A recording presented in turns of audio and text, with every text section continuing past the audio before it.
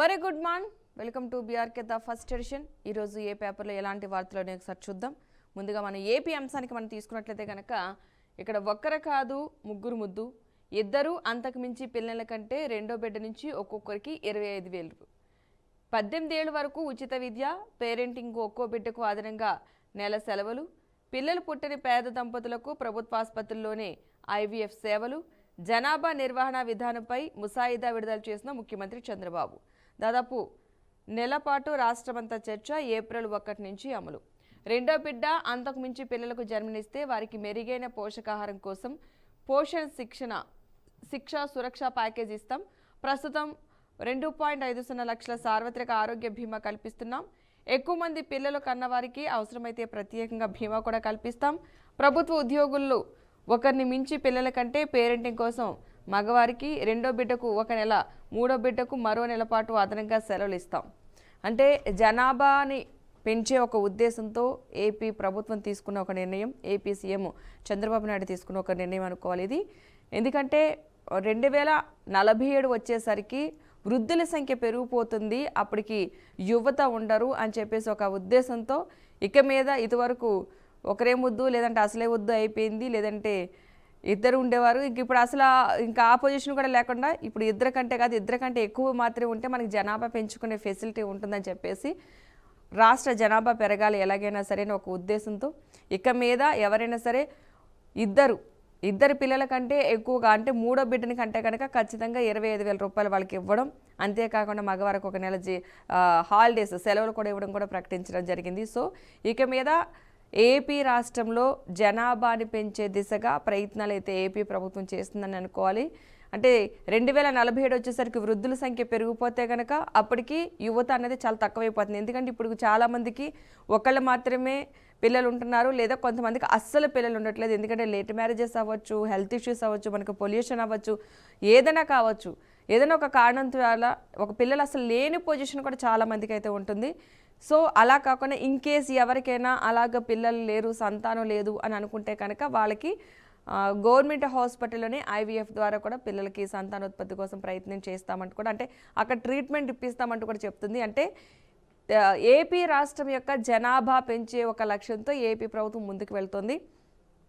ఒకరు ఇద్దరు కాకుండా ముగ్గురు, ఆపై ఎంతమైనా సరే మీరు కనొచ్చు. మన జనాభాని పెంచుకోవాలి, ఏపీ రాష్ట్ర జనాభాని పెంచుకోవాలి అంటే వృద్ధుల సంఖ్య పెరిగిపోతే కనుక యువత తక్కువైపోతారు అనే ఒక ఉద్దేశంతో ఇప్పటి నుంచే ప్లానింగ్ మొదలుపెట్టడం జరిగింది. 2047 కోసం 2026 నుంచే ప్లానింగ్ స్టార్ట్ చేశారు.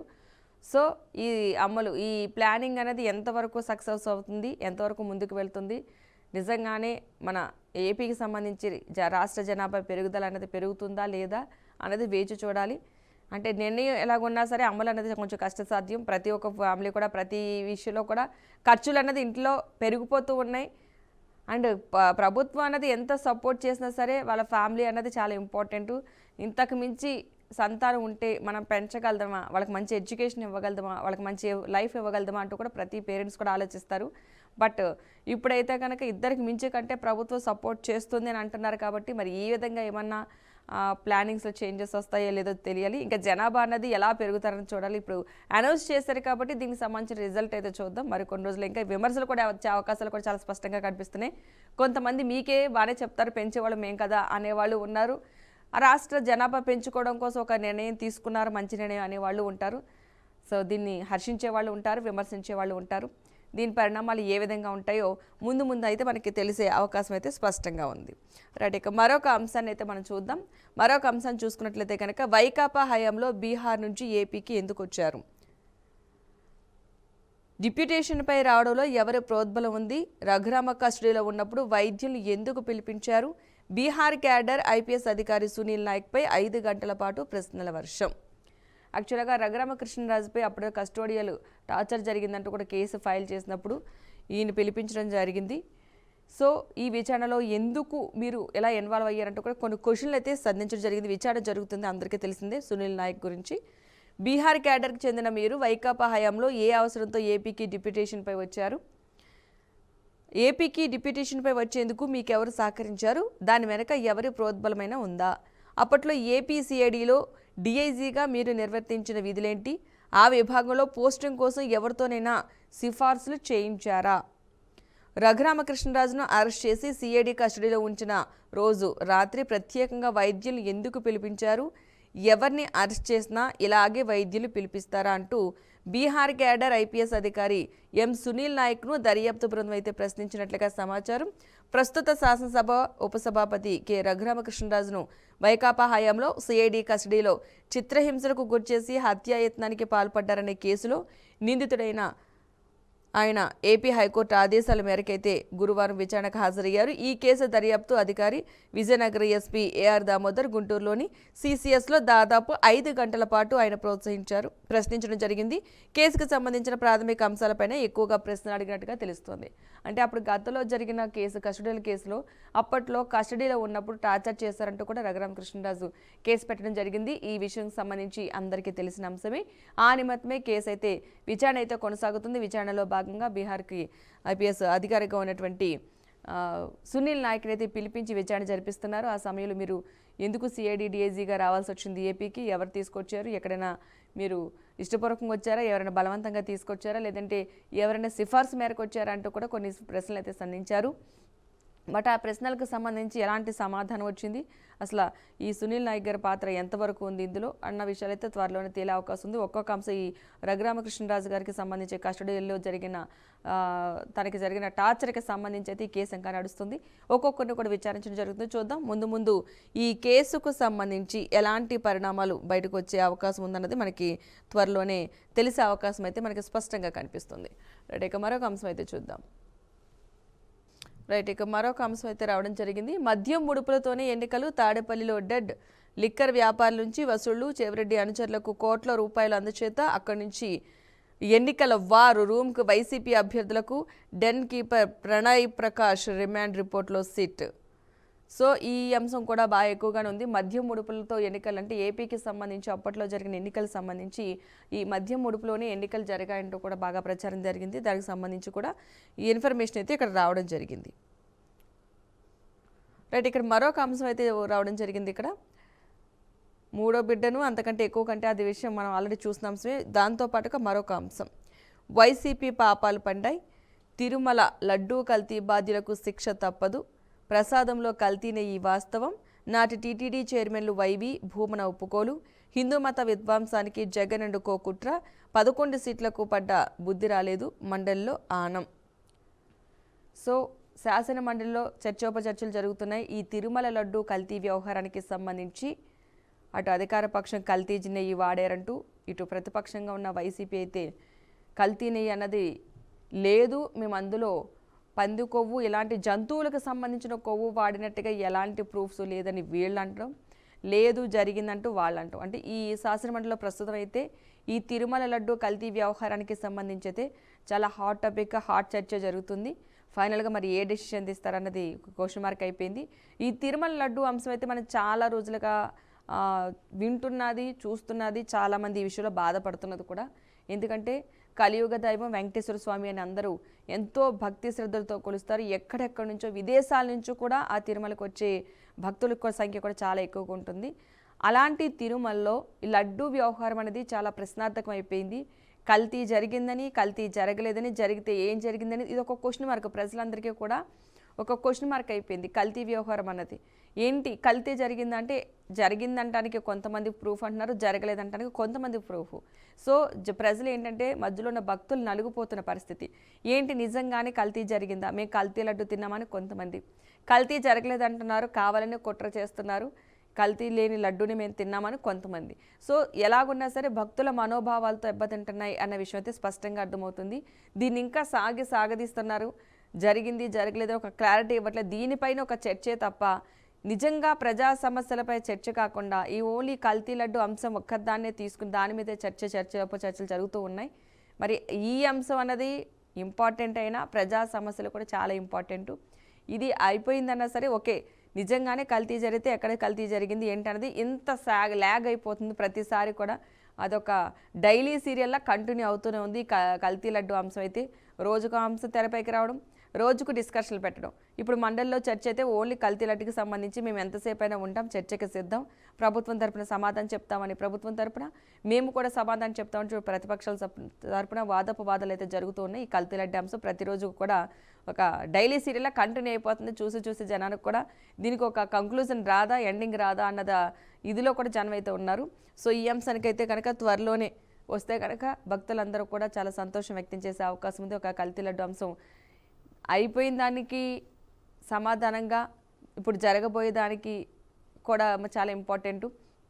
ఇప్పుడు ఎవరైతే ఇప్పుడు తయారు చేసే లడ్డు అయితే ఉందో ఆ లడ్డుకు సంబంధించి కూడా ఇక మీద వివరాలు భక్తులకి తెలియజేసేవలసిన అవసరం అయితే ఉంది.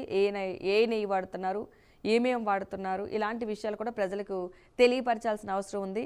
ఇప్పుడు వరకు ప్రజలు కల్తీ నెయ్యితో లడ్డు తయారు చేశారా లేదా అన్నది తెలియకుండా తినడం జరిగింది. బట్ ఇప్పుడైతే ప్రతి ఒక్కరు ఇక మీద జరగబోయేది ఏంటి, నిజంగానే వీళ్ళు మంచి నెయ్యి వాడుతున్నారా లేదా, నిజంగా వీళ్ళు కూడా కల్తీ నెయ్యి వాడుతున్నారా లేదా, అందులో కెమికల్స్ కలుస్తున్నాయా, అందరికీ ఒక క్వశ్చన్. ఇప్పటివరకు కూడా ఆ డౌట్ వచ్చేది కాదు. ఇప్పుడు ప్రతిదీ కూడా కల్తీ కాని వస్తువు అంటూ ఏమీ లేదు. సో ఆ దేవదేవుడికి పెట్టే ప్రసాదంలో కూడా కల్తీ అయితే కలుస్తుంది. మరి దీనికి సంబంధించి అధికారులు ఇక ముందు ఎలాంటి చర్యలు తీసుకుంటారు, ఎలాంటి విచారణ కొనసాగుతుంది, ఇంకా ఎలా చర్చలతోనే సాగదీస్తూ ఇంకో మిగిలిన సంవత్సరాలు కూడా గడుపుతారా, లేకపోతే దీనికి పులి స్టాప్ పెట్టి ఇక మీదైనా ఇప్పుడు జరిగింది ఒక ఎత్తు అయితే జరగాల్సింది మరొక ఎత్తు, జరగాల్సిన దానికోసం ఏమన్నా స్టాండ్ తీసుకుని ఇప్పుడైనా సరే చాలా ప్రజల అంటే భక్తుల మనోభావాలు దెబ్బతిండకుండా మంచి కల్తీ లేకుండా మంచిని వాడతారా లేదా అన్నది చూద్దాం. దానికి సంబంధించి ఇన్ఫర్మేషన్ ఎప్పటికైనా వస్తుందా లేదా అన్నది ఒక పెద్ద క్వశ్చన్ మార్క్ కింద అయితే ఉండిపోయింది. రైట్, ఇక మనం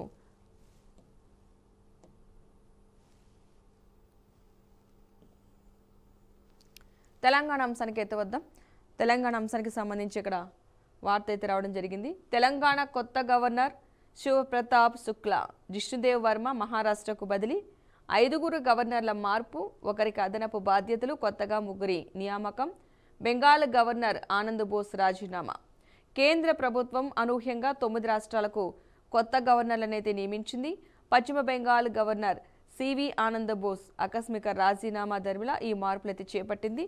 ఇక అందులో భాగంగా తెలంగాణ గవర్నర్ జిష్ణుదేవ్ వర్మను మహారాష్ట్రకు బదిలీ చేసి ఆ స్థానంలో హిమాచల్ ప్రదేశ్ గవర్నర్ శివప్రతాప్ శుక్లాను నియమించింది. 2024 జూలై 31న తెలంగాణ గవర్నర్గా నియమితులైన జిష్ణుదేవ్ వర్మ ఇప్పుడు మహారాష్ట్రకు మారారు. ఇప్పుడు నియమించిన 9 రాష్ట్రాలు, కేంద్రపాలిత ప్రాంతాల గవర్నర్లు, లెఫ్టినెంట్ గవర్నర్లలో 5 ఒక రాష్ట్రం నుంచి మరొక రాష్ట్రానికి అయితే బదిలీ చేసింది. ఒకరికి అదనపు బాధ్యతలు అయితే అప్పగించింది. 3 కొత్తగా నియమించింది. మైనార్టీ వర్గానికి చెందిన అంటే మొత్తంగా బీహార్కి చెందిన గవర్నర్ అంటే శివప్రతాప్ శుక్లాని అయితే తెలంగాణ గవర్నర్గా అయితే నియామకం జరిగింది. సో కేంద్ర ప్రభుత్వం కొన్ని డెసిషన్స్ తీసుకోవడం జరిగింది ఈ గవర్నర్ విషయంలో. సో తెలంగాణకి ఇక మీద ఉండేది శివప్రతాప్ శుక్లా, ఈయన మాత్రమే తెలంగాణ గవర్నర్గా ఇక మీద ఉండబోతున్నారు. ఇప్పటి వరకు కూడా జిష్ణుదేవ్ వర్మ ఉండడం జరిగింది. ఇప్పటి నుంచి శివప్రతాప్ శుక్లా. సో ఈ వీరాధ్వర్యంలో ఎలాంటి కార్యక్రమాలు జరుగుతాయో ముందు చూద్దాం.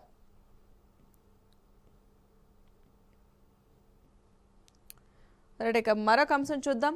నేటి నుంచి ప్రజాపాలన ప్రగతి ప్రణాళిక 99 రోజుల కార్యాచరణ అమలు, ఉద్యోగ మేళాలతో 1,00,000 మందికి కొలువులు, ఇందిరా మహిళా శక్తి భవనాల ప్రారంభం, అర్హులందరికీ ఇందిరమ్మ ఇళ్ల మంజూరు, నిరంతర ప్రక్రియగా రేషన్ కార్డుల పంపిణీ. సో తెలంగాణ సర్కార్ తీసుకున్న విషయాల్లో రాష్ట్రంలో శుక్రవారం నుంచి జూన్ 12 వరకు కూడా ప్రజాపాలన ప్రగతి ప్రణాళిక పేరిట 99 రోజుల కార్యాచరణను అమలు చేసేందుకు ప్రభుత్వం సిద్ధమైంది. రేవంత్ రెడ్డి నేతృత్వంలోని ప్రజా ప్రభుత్వం 3వసారి ఈ కార్యక్రమాన్ని ప్రతిష్టాత్మకంగా నిర్వహించబోతుందని సీఎంఓ ఒక ప్రకటనలో తెలిపింది. గ్రామ వార్డు సభలు నిర్వహించి ప్రజా సమస్యలు తెలుసుకుని పరిష్కరించడంతో పాటు 10 వారాల పాటు వారానికో ప్రత్యేక విభాగం, శాఖ కార్యక్రమాలపై కూడా వారోత్సవాలను ప్రభుత్వం అయితే చేపట్టనున్నట్టుగా తెలుస్తోంది.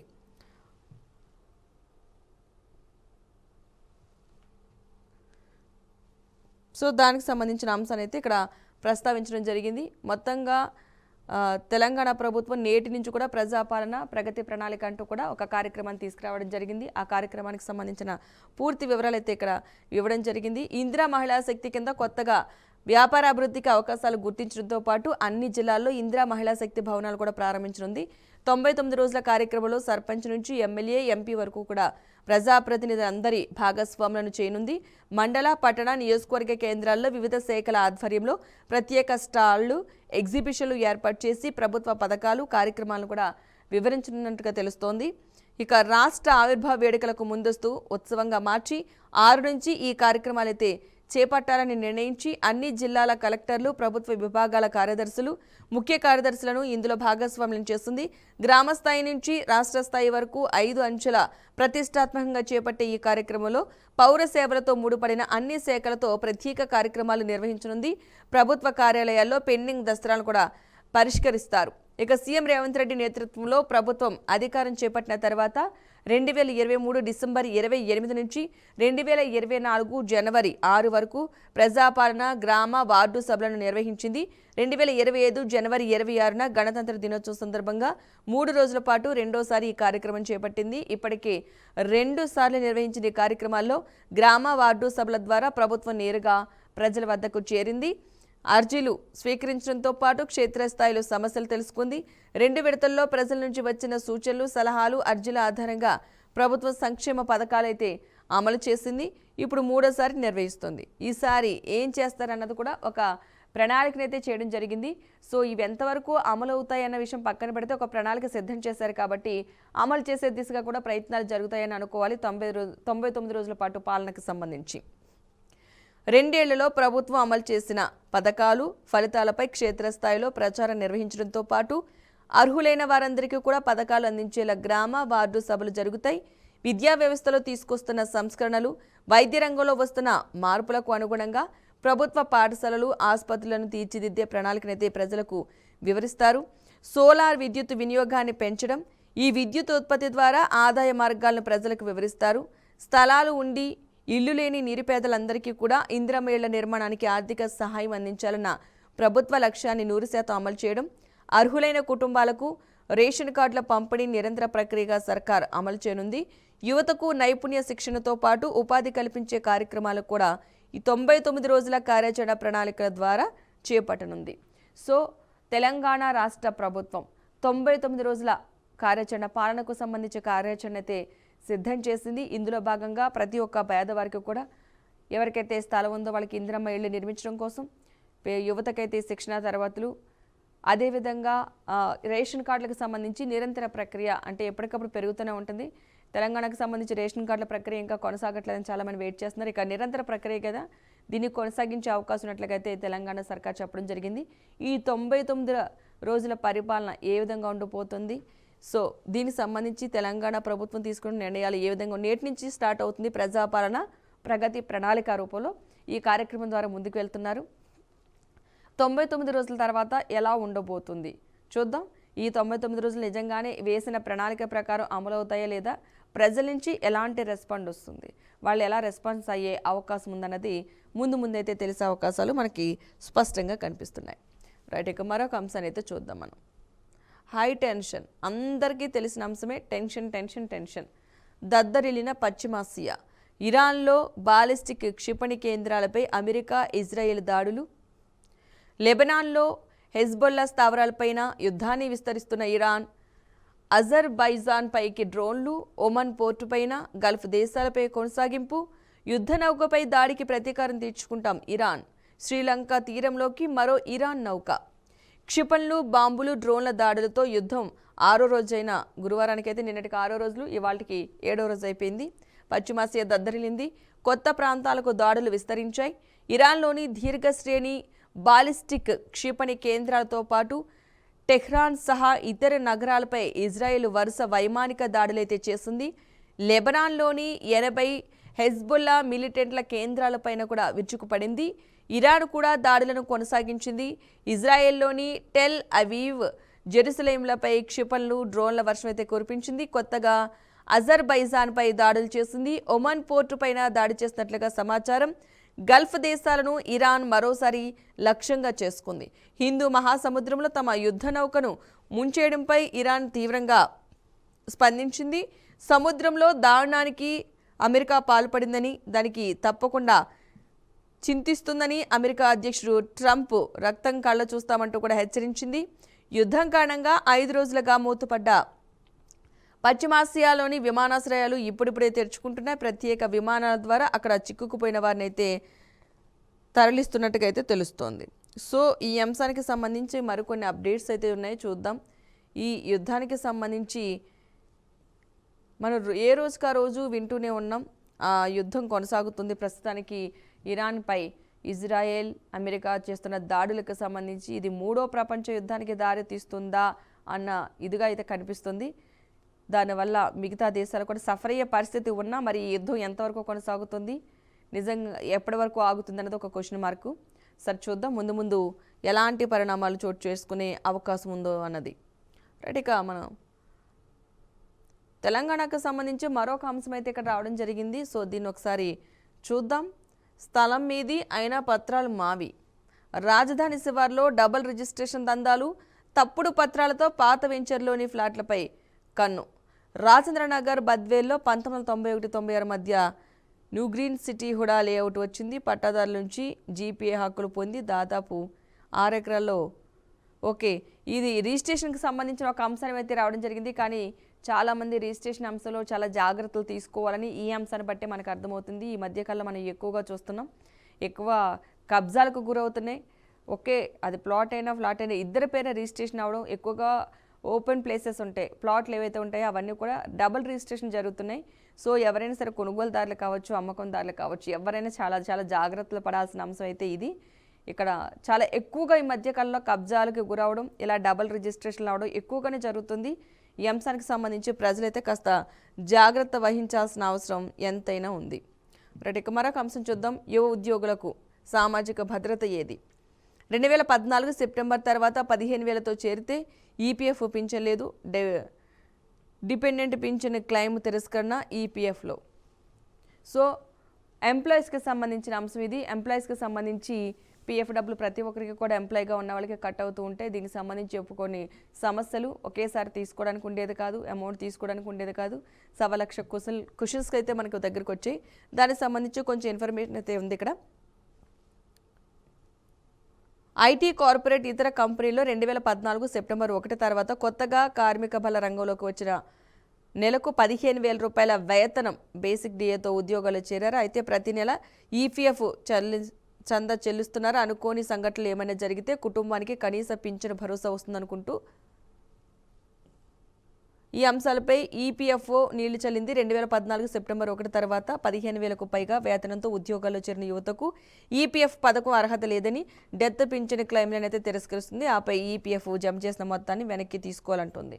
సో చాలామంది ఇప్పటివరకు కూడా ఈ పీఎఫ్ డబ్బులకు సంబంధించి తీసుకోవచ్చు కొన్ని అంశాలకు సంబంధించి, కానీ కొన్ని కఠినతరమైన ఆంక్షలు అయితే విధించడం జరిగిందంట. సో పీఎఫ్కి సంబంధించి ఎవరైనా తీసుకోవాల్సినప్పుడు కొన్ని ఆంక్షలు అయితే ఉన్నాయి. దానికి సంబంధించి ఎప్పటికప్పుడు కూడా విషయాలు తెలుసుకోవడం చాలా చాలా ఇంపార్టెంట్ మనకి. ఈ యుద్ధానికి సంబంధించి మరొక అంశం చూస్తున్నాం. మధ్యవర్తిత్వానికి మేము సిద్ధం. అమెరికా, ఇజ్రాయెల్, ఇరాన్ యుద్ధాన్ని త్వరగా ముగించాలి, చర్చలతో వివాదాలని పరిష్కరించుకోవాలంటూ కూడా చైనా చెప్పడం జరిగింది. మధ్యలో యుద్ధానికి అమెరికా సెనెట్ ఆమోదం, నిలిపివేయాలన్న తీర్మానానికి వ్యతిరేకంగా ఓటు. యుద్ధం సెప్టెంబర్ దాకా. ట్రంప్ చెప్పింది 4 వారాలే, తర్వాత మరింత కాలం కొనసాగించవచ్చన్న అమెరికా రక్షణ మంత్రి. 100 రోజులకు అదనంగా నిఘా సిబ్బంది కావాలని పెంటాగాన్కు America central command note. America మిత్ర దేశాలకు ఇంటర్సెప్టర్ క్షిపణుల కొరత. షహీద్ డ్రోన్లను తక్కువ ఖర్చుతో అడ్డుకునేందుకు యాంటీ డ్రోన్ వ్యవస్థలను సమకూర్చుకునే చర్యలు. మరో 6 నెలలు యుద్ధం కొనసాగే ఛాన్స్. ఇరాన్పై దాడుల తీవ్రత పెంచిన ఇజ్రాయెల్. అమెరికా టెహ్రాన్లోని మిలిటరీ కాంపౌండ్పై 250 బాంబులు. Tel Aviv, Meron radar బేస్లపై Iran క్షిపణి దాడి. ట్రంప్ రక్తం చిందించాలి అంటూ ఇరాన్ మతాధికారి చెప్పడం జరిగింది. సో ఈ యుద్ధం ఇంకా కొనసాగుతుంది, బట్ ఈ యుద్ధం ఆపేయాలంటూ కోరుకుంటూ చైనా కూడా చెప్పడం జరిగింది. కాల్పుల విరమణ ప్రతిపాదన తోసిపుచ్చిన అమెరికా సంచలనం రేపుతున్న న్యూయార్క్ కథనం. పశ్చిమాసియాలో యుద్ధం దీర్ఘకాలం కొనసాగే పరిస్థితి కనిపిస్తుంది. ఇరాన్పై 4 వారాల సైనిక చర్య ముగుస్తుందని అమెరికా తొలుత పేర్కొన్న ఆ దేశ రక్షణ శాఖలో జరుగుతున్న పరిణామాలతో మరో 6 నెలల పాటు యుద్ధం కొనసాగుతుందనే విశ్లేషణ వెలువడుతోంది. ఇరాన్లో మరో 100 రోజుల పాటు ఆపరేషన్ కొనసాగేందుకు సరిపడే స్థాయిలో అదనంగా మిలిటరీ ఇంటెలిజెన్స్ అధికారులను కేటాయించాలని రక్షణ శాఖ ప్రధాన కార్యాలయం పెంటాగాన్కు అమెరికా సెంట్రల్ కమాండ్ తాజాగా ప్రతిపాదనలు అయితే పంపినట్లుగా తెలిసింది. పెంటాగాన్ అంతర్గత నోట్ను ఉటంకిస్తూ పొలిటికో వార్తా సంస్థపై దీనిపై కథనం ప్రచురించింది. పశ్చిమాసియాలో అమెరికా స్థావరాలు, సైనిక చర్యల బాధ్యతలను సెంట్రల్ కమాండ్ చూసుకుంటుంది. సో దీనికి సంబంధించి ఇంకా యుద్ధం కొనసాగే ఉద్దేశం అయితే అమెరికాకు ఉంది. అటు ఇరాన్ కూడా ప్రతీకార చర్య తీసుకుంటాం, ట్రంప్కు రక్త కన్నీరు అంటే రక్తం వచ్చేలా చేస్తాం, రక్తం చిందించేలా చేస్తామంటూ కూడా ఇరాన్ కూడా అటు తక్కువగా ఏం లేకుండా సవాల్ అయితే విసురుతుంది. ఇటు అమెరికా కూడా సిద్ధంగానే ఉన్నట్టుగా తెలుస్తుంది. 4 వారాలు అన్నారు, కానీ 6 నెలలు కొనసాగే అవకాశం ఉన్నట్టుగా కూడా వీళ్ళైతే చేస్తున్నారు. సెప్టెంబర్ వరకు కూడా ఈ యుద్ధం కొనసాగే అవకాశాలు ఉన్నాయంటూ కూడా బాగా అయితే ప్రచారం జరుగుతుంది. సో చూడాలి ముందు ముందు ఎలాంటి పరిణామాలు చోటు చేసుకుంటాయో. రైట్, ఇక ఇది first edition. Keep watching BRK news Telugu సత్తా.